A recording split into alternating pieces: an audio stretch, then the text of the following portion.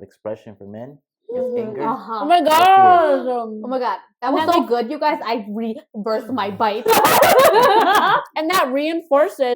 1, 2, 3. Hello, welcome to episode 2 of High Vibes Deep Dive with me, your host, Bao Lee, with Ashley and David. We're back here again, and today's episode is Silent Struggle, Understanding the Male Loneliness Epidemic. Doing this while we eat because we're hungry today. Yes. We're hungry. We're making Vietnamese Yeah. spring rolls. Woo! And we're wanting to bring you guys into this space with us while we eat and chat today about this topic. So what is the topic? Is male loneliness epidemic today. So I'm going to start us off with some stats, and then we'll go into further discussing this. So according to May American Perspective survey, 15% of men claim that they have no close friends, and this is a 12% increase since 1990. So let's kind of go over what the male loneliness epidemic is. This is a growing isolation among men, especially younger generations, who report have few close friends and struggling with emotional connection. Societal pressures around masculinity discourage vulnerability, leading to higher rates of depression, anxiety, and suicidal thoughts. Loneliness also contributes to physical health issues like heart diseases, stroke, with men being more likely to be single and less sexually active compared to women. And men are nearly 4 times more likely to commit suicide, making it clear that this is an epidemic. Yeah. And it requires for us to start encouraging emotional openness and building stronger bonds, especially between men and men relationships, friendships. Addressing this epidemic requires societal change to encourage emotional openness and fosters stronger social connections. I'm going to list the resources for you guys to reference and continue to have these conversations among yourself. So there's this organization called Ecumundo, and this is their mission. I'm just going to read it because I think it's really important to understand what they do. It's an applied research organization dedicated to achieving gender equality and social justice by transforming intergenerational patterns of harm and promoting care, empathy, and accountability among boys and men throughout their lives. Our emphasis on research underscores our belief in the power of informed and evidence-based approaches to drive positive societal change. And in their research, they found that the majority of millennials and Gen Z men, they really resonate with the phrase of no one really knows me well, even though they have friends that they hang out with. And then Gen Z shows the highest percentage of agreement among all respondents. It's really interesting or really good that Equimundo, that they talk about boys and men because it's so different. Yes. I mean, I think how men are raised as boys really do affect how they will be in relationships like with other men later in life. Agree. Kind of starting like right at the root of the issue, so that we can correct that from a younger age. Yeah.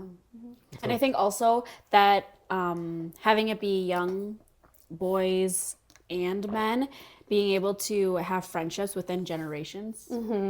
The research, they also found that men are more likely to be single and have less sex than women. And in 2022, Pew Research Center, survey found that 60% of men under 30 are single. That's nearly double the rate of women. Wow. That's surprising. Why is that surprising? I would have thought that that's a huge jump. It's a huge gap. How so? That is double the rate of women. I mean, especially because 50% of our population is men, 50% are women. That's so true. it shows even more how much of an epidemic this is. That's true, that there's so many like single men feeling lonely, not being able to like fully connect with other men. Because I feel like it's one thing to have a like female friendship, right? Like they fulfill certain parts of what you need emotionally, but I think it's going to be even more powerful or even more like beautiful if it's like a man and a man having a really deep like relationship where they can talk about vulnerable things where like as women, we know everything to the detail about each other's life. And imagine if 2 men can do that and if society like allows that, and men feels like they can do that, could you imagine how beautiful the world would be? Let's try to talk about a little bit more, just to understand what the male isolation is and how it's affecting men today. I've read some places about where men are very isolated in terms of emotions, because they were taught to, because of gender norms and the way that cultural norms too, depending where you're from, you're supposed to be the man of the house, or the man as a man, you're supposed to be strong and and leader and make decisions and be very confident about that. And you're supposed to always find the solution, which means you have to do all that by yourself. That's the biggest thing, is that's the biggest message I would say. Like, people are, or men, or boys are learning, as they're young. I read also that it's such a huge, big issue, because the only support that men usually have is coming from their significant other, their girlfriend. Yeah. Yes, And agree. it's the thing is, like, why is it such a? And, I mean, it's amazing, right, to have that support. Yes. And that's usually what you would want from a partner, right? But what happens when there's disconnections in that partnership? What if they break up? Now that man loses the only emotional support that they had, but while the woman, women are, they're more open to talking about things that is going on, especially with other female friends. So they already have that support system. She's gonna be fine, right? Or in terms of, like, she'll have that support. While in turn, men, if they lose the only support system they got, they're gonna be isolated. Yeah. They're not gonna be. They don't have anyone to talk to, or to express themselves. Usually, if men do hang out together, it's not about deep things. It's very surface level. It's more about ambitions. Like, oh, like, I need to do this. I'm gonna do that. Or it's more Like goals. Yeah, Like goals. tangible goals. Yeah, Making money moves. Yeah, exactly. But it's not. It's not about, oh, this is what's going on. This is what's wrong with me. This is what's going on. I feel sad. I feel depressed.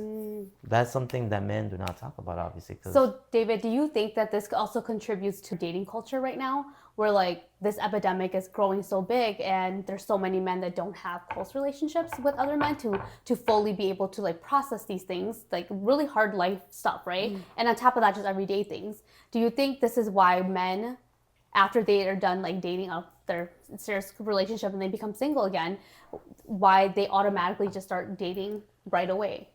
In some way, like, to kind of fill that void that their ex-girlfriend filled emotionally. That you bring up a good point. That could be one of the reasons. Because, like I said, the only support men usually get is from their partner, most of the time.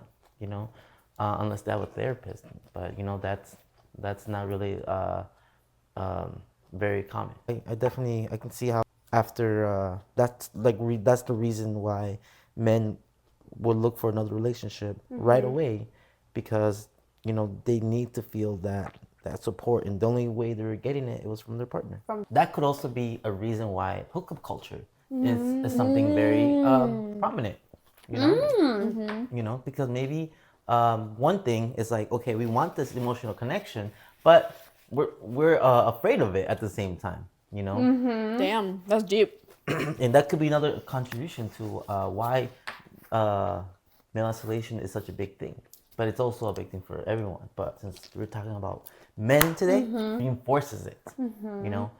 So then I think, because, like, it's all temporary connections, but men get that emotional support that that people crave, or men crave, or need, I guess. Yeah. And, like, men, they will crave it so much that they are willing to take anything for any type of connection. They'll say, because and I think also, like, it stems from it's like from what I was reading, and, like, David, at any time, if you're like, nah, I don't agree with that, I want you to say that. Yes, because I'm the expert here. Because you're the DEI hire. Yeah, today. So I think, like, young men, they're taught to prioritize relationships with women over relationships with other men. Okay. Like, they prioritize that. So then that, when they find a woman, then I feel like they start to learn how to connect with them, how to open up with them. And then when they've lost that women, if they break up or someone passes away, they then, because they haven't prioritized it in the past, now they don't have anybody. And I think like women, we're taught as young girls to prioritize relationships. Oh, who are your best friends at school?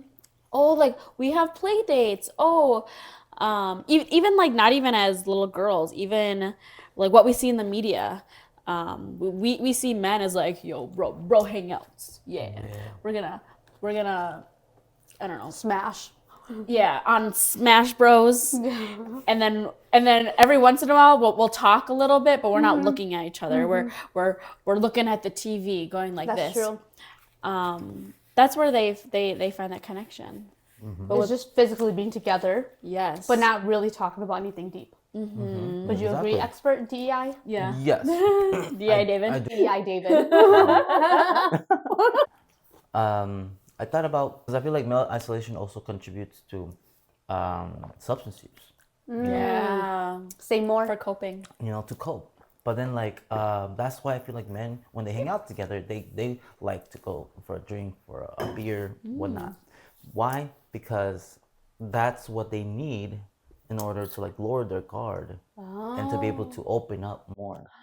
Damn, David. You are the expert tonight. I can personally agree to that. I was like, yeah, actually, that makes a lot of sense. A lot of men go out together for drinks. After having a couple of drinks, we're like more talkative. We're more talking, more That engaging. liquid We're courage. more connection. But obviously, alcohol is a substance that is being abused so much. Some of these conversations are not even remembered. That's, that's so really sad. true. So So then they it's open- almost like that moment never really happened for you Exactly. guys. Exactly. So do you think even with the alcohol, mind blown. they aren't able to then have that dopamine hit later on, that like delayed dopamine hit from a really good experience through remembering your memories, that they have to learn how to redo it all the time. Yeah, but that So Jeez. even though you may or may not remember, do you think that those conversations, even with alcohol use, is deep, and you open up in a way that is similar, or I guess, talking about the loneliness epidemic, do you think you open up in a way that makes you feel less lonely? Definitely. But the thing is, like, Wow. what the issue is that a lot of men are using alcohol to an extent that is not healthy, and that's where more then alcohol use disorders or substance use disorders start developing. People start getting, like, alcohol makes people get in trouble, and that causes even more isolation, more shame, and more guilt, and contributes to so much more to the male isolation. Yeah. Is there a larger percentage of men that abuse alcohol compared to women? Percentage wise, I do not know off the back. Should we do a little do a Google search? Yeah. Let's see. It says typically men are more likely to abuse illicit drugs and alcohol. 11.5% of of boys and men over 12 years old have a substance use disorder compared to 6.4% of women and girls. That's almost double. Yeah, again, the numbers are always double. About 50% of men experience at least one traumatic event, right? Wow. Versus women who experience 40% at least one time. But it's actually it's a lot more. It was 60%. Sorry. Jeez. But the point is what happened. What the thing is that the percentage of people actually getting like help and support is I believe it was like 11% for women and like 5 or 4%. So it's almost like double for the So it was men. double. Yeah. It's like the reverse. You guys, and also I found that sorry. men account for nearly 80% of suicides, despite only making up 50% of the population. That is why it's an epidemic. That is so bad. Yes. I mean, it is huge, largely disproportionate. Oh, wait, I messed up my statistic. It was so men actually experience a little bit more traumatic events than women in general.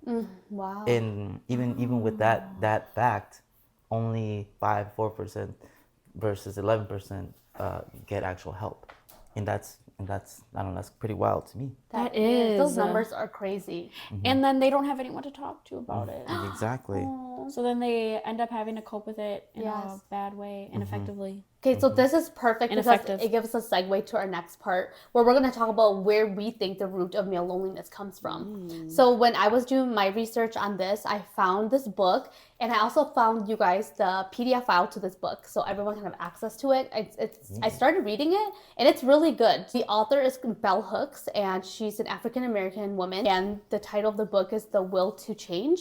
So she talks about that patriarchy is the root of the male loneliness epidemic. What is it again? Patriarchy. So I just want to give a definition of what patriarchy is, and then I will kind of go into what her book was, the parts of her book where I thought was really profound that I wanted to share with you guys. So she defines patriarchy as a political social system that insists that males are inherently dominating, superior to everything and everyone, deemed weak, especially females, and endowed with the right to dominate and rule over the weak and to maintain that dominance through various forms of psychological terrorism and violence. In her book, she cited a lot from the psychotherapist John Bradshaw, and he talks about how patriarchal is so damaging to us as a society. And he said that the most damaging patriarchal rules is blind obedience, right? So this is the foundation of patriarchy, that automatically when we're born, like that's just the norm, the status quo. Like that's already, everyone just kind of follows it blindly. And then he talks about the repression of emotions except fear. So patriarchy is like, right, like male dominance. So the male can only feel fear, but they cannot feel anything else.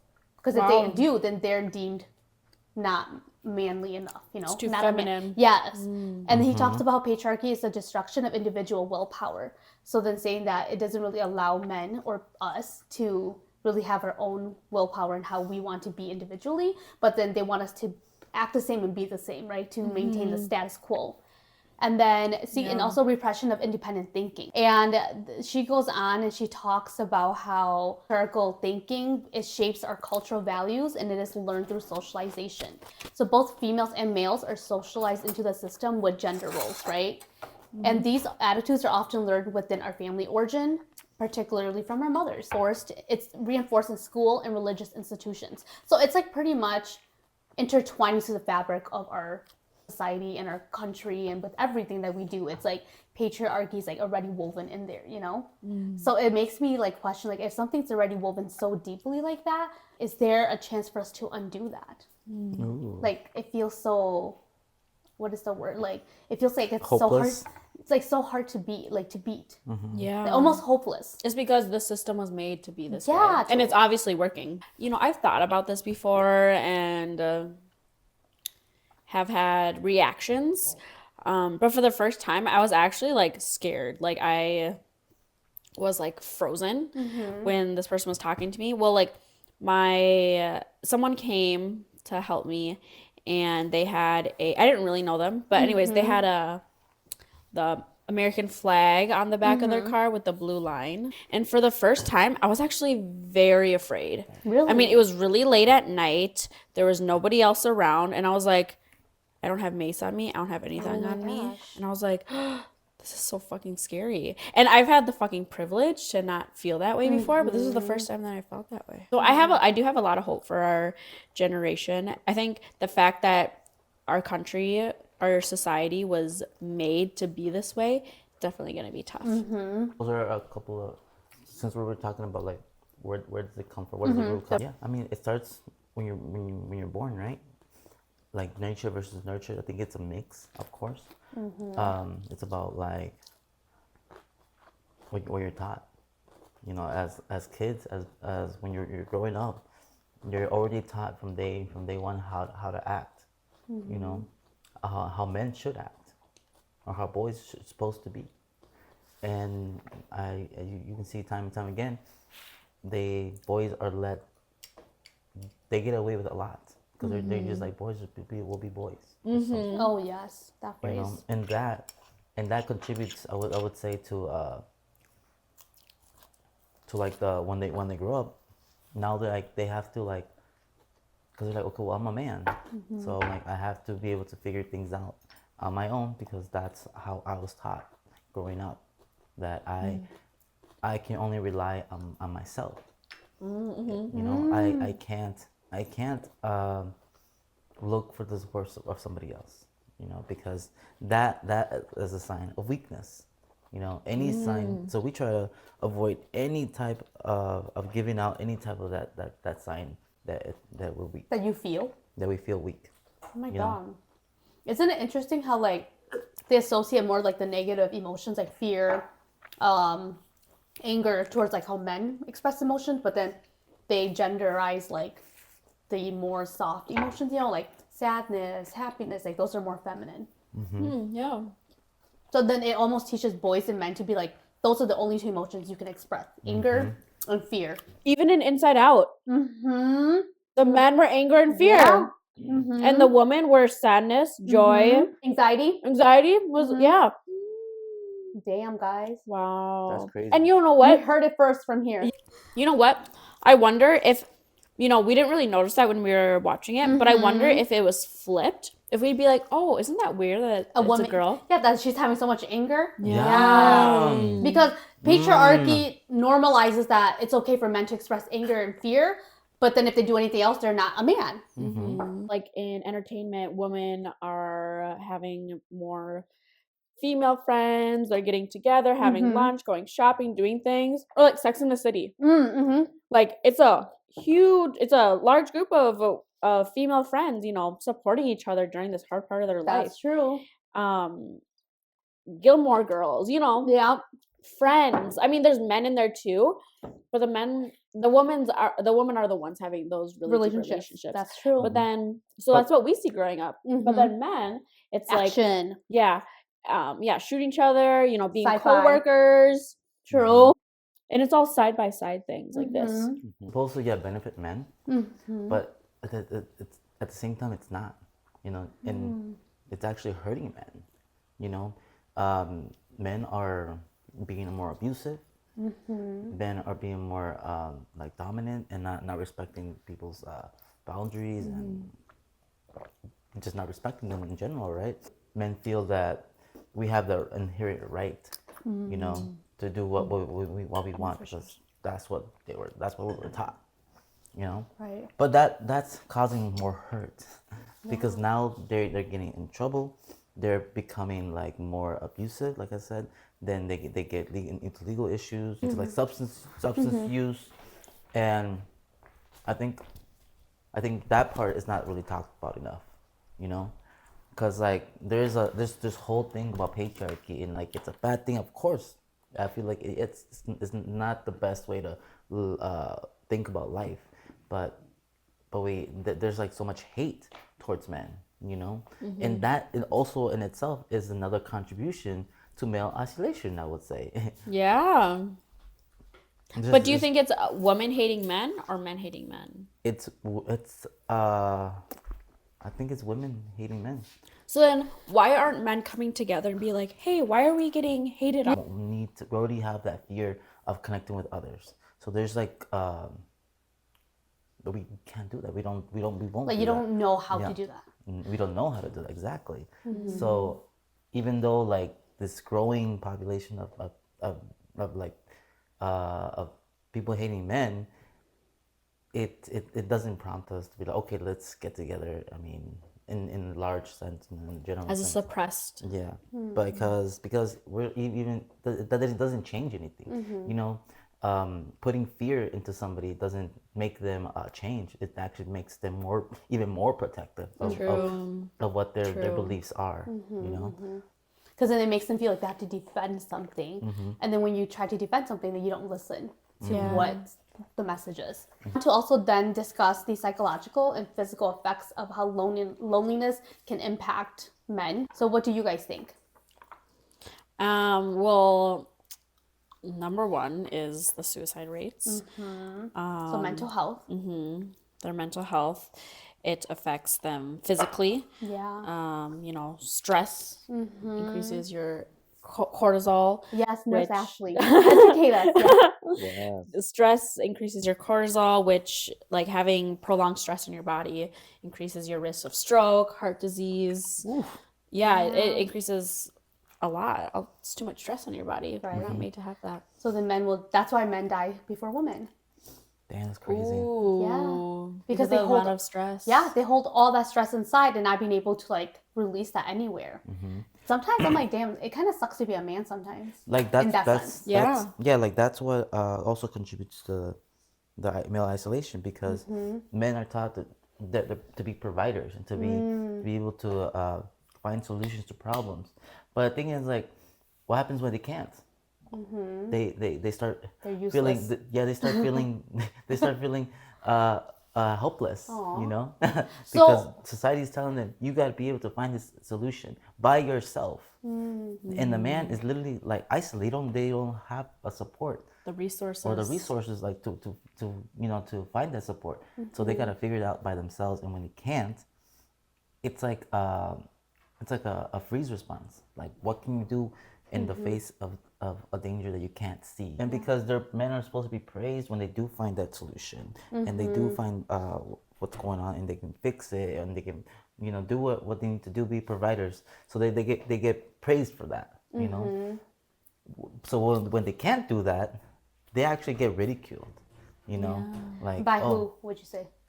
by men and women, actually. Okay. By society in general, I think. Honestly, like, or like other men, like, oh, if you can't provide them, then you're not a real man, you know. So then that, I would say, also contributes a lot to, like, to men's mental health, and which obviously contributes to isolation, because they don't want to feel you know, any pressure from society or other people. But they get the most pressured in every aspect. You know, like this pressure of don't show your emotion, be a man, provide, and don't be weak. It's just like a lot of like suppression. And Yes. then therefore you guys can never truly be who you want to be. Yes. Like, for example, what if you're a man that do like your feelings and do want to be sensitive and do want to talk about it, and then like the ridicule he'll get from his friends, like, oh, you're so gay, or like, you the know, homophobia. yeah, you're so homo, man. Instead of like praising and praising men, like, hey, like that, thank you so much for being vulnerable. Like how we are as Yeah. women, they trash them. They make them feel like shit for having human emotions. Right. Literally. That's crazy to me.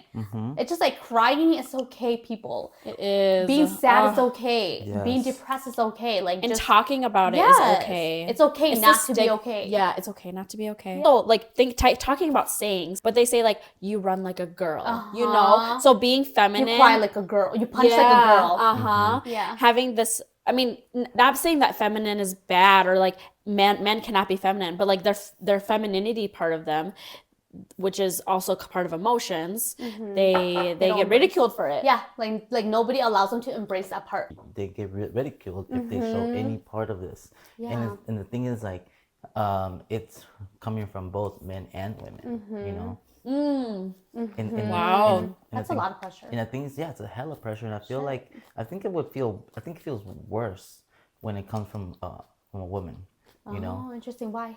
because like maybe that was the first time trying to open up, and now especially because of how society is supposed to be, now even a woman is telling you, oh, you're being feminine, or you're weak because you're showing your emotions. But the thing Have is, a like, woman ever told you that? I suppose yes. They not directly, but I've had like experiences where like showing some type of like vulnerability seemed like it was more it was like a weak trait. So and I did have that kind of. How did that make you feel when that happened? You know, I mean, at the time it felt like it sucked, right? Because you know I would want to like open up and things like that, but like it's hard when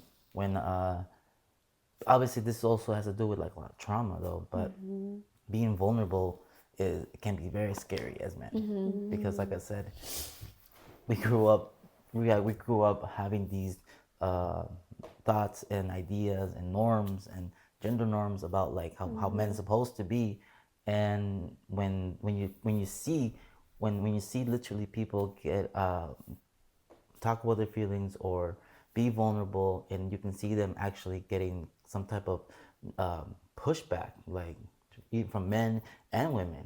You know, it deters you even more to be vulnerable, and that's like very traumatic. I would say, and especially if it happens to you personally.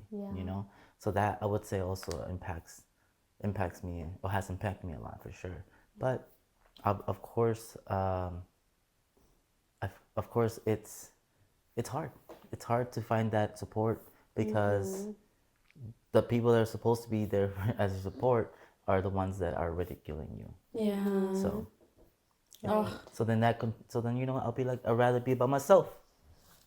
I'd rather be over here. And that, as you know, there's consequences to that happen. There's more substance use. Yeah. There's more mental health issues because because we're social beings, we need to be social. More depressed, more anxious, more more issues start popping up.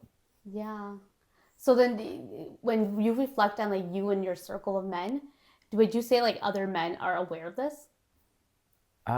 No, I don't think they're aware at all. I Okay. feel like the only reason I'm aware is because like I became a mental health therapist.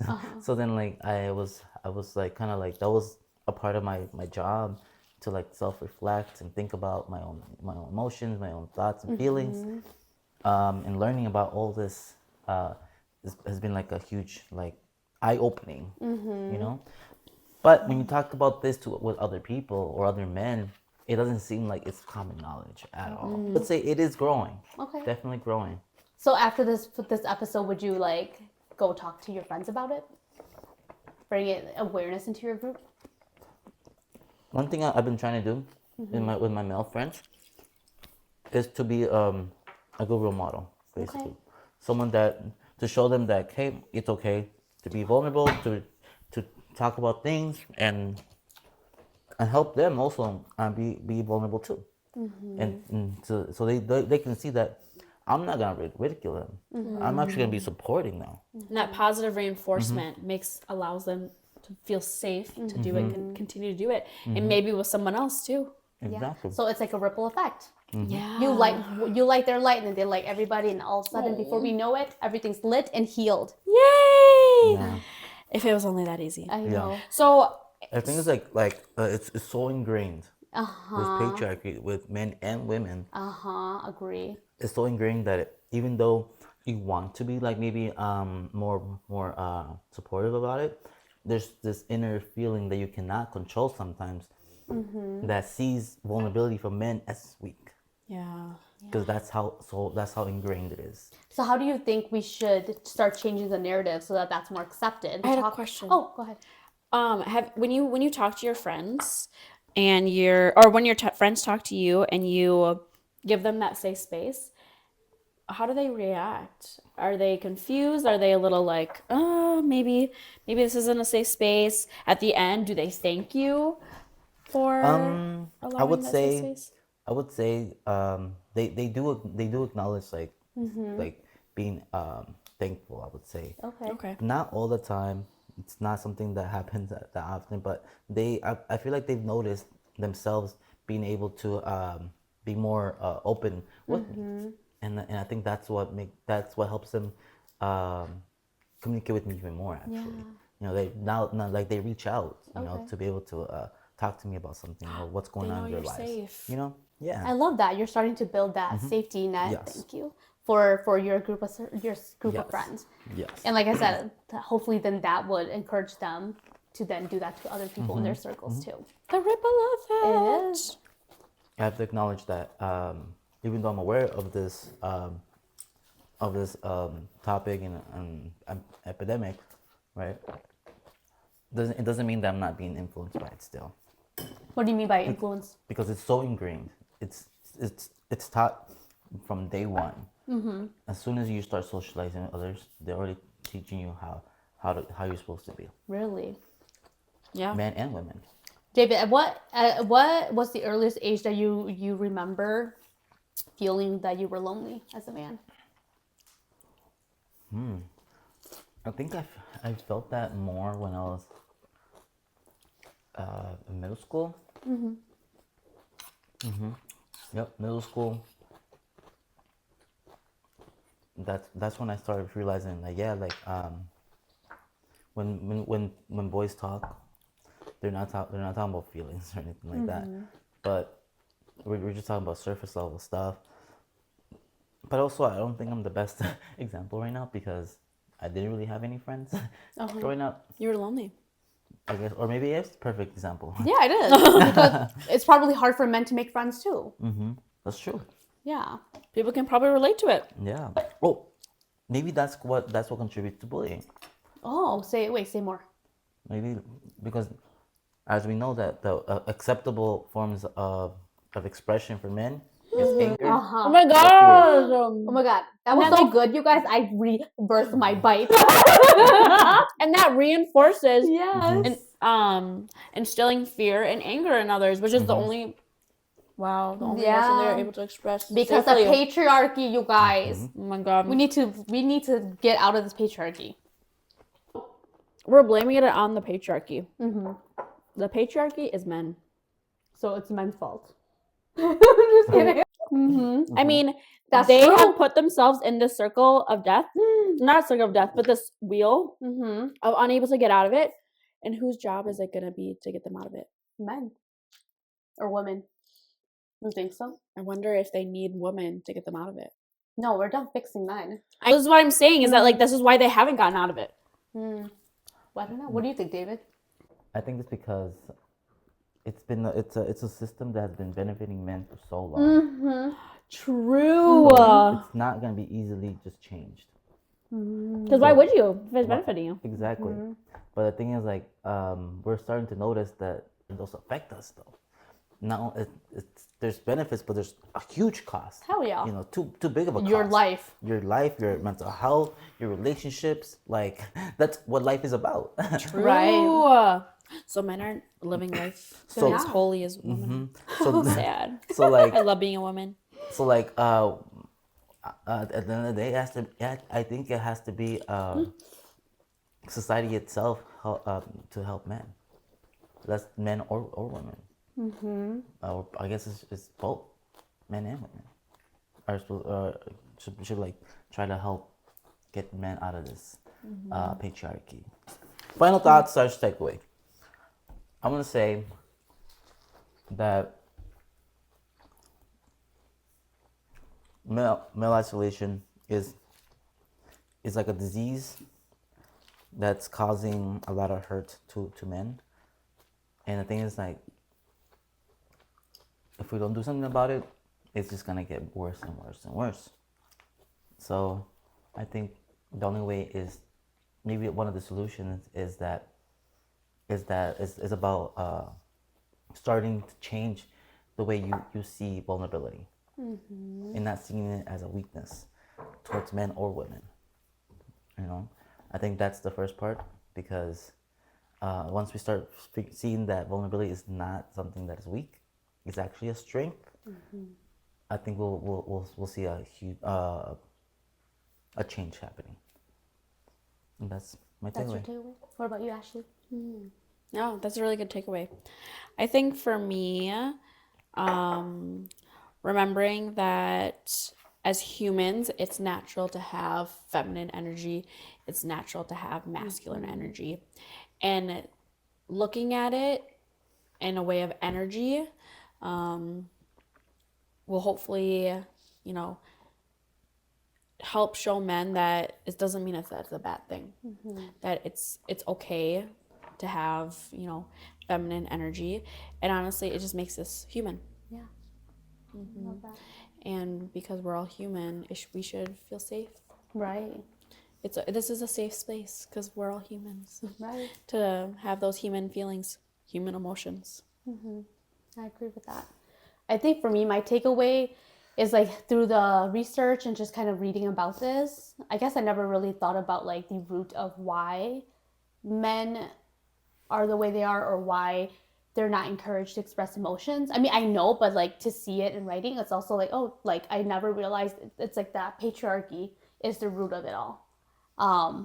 And then when I kept reading that book, like it just makes more sense, because like we said, it's so ingrained into our culture, into, like I said, the fabric of our everyday lives, that it just feels like I said, like a big mountain that we all have to climb. But like you said too, I'm hopeful because we are a new generation. We're more educated. We're more aware. Like you said, we get shit done. So I do have hope that we can rewrite this narrative and be able to like coexist in a world where gender roles doesn't define who we are, and that we can live and coexist with both feminine and masculine energies, and it's okay. It is okay. It's okay. It's okay to feel. Yes, it's human. We're all human. Yes. So then, as I mentioned, I will link all of the references and resources today, and also the book I talked about, The Will to Change, and then Men, Masculinity, and Love by Bell Hooks. Thank you so much for joining us tonight for the second episode of High Vibes Deep Dives. Okay. 3, 2, 2, 1. one. High Vibes and Deep Dives. Have a good night. Hey.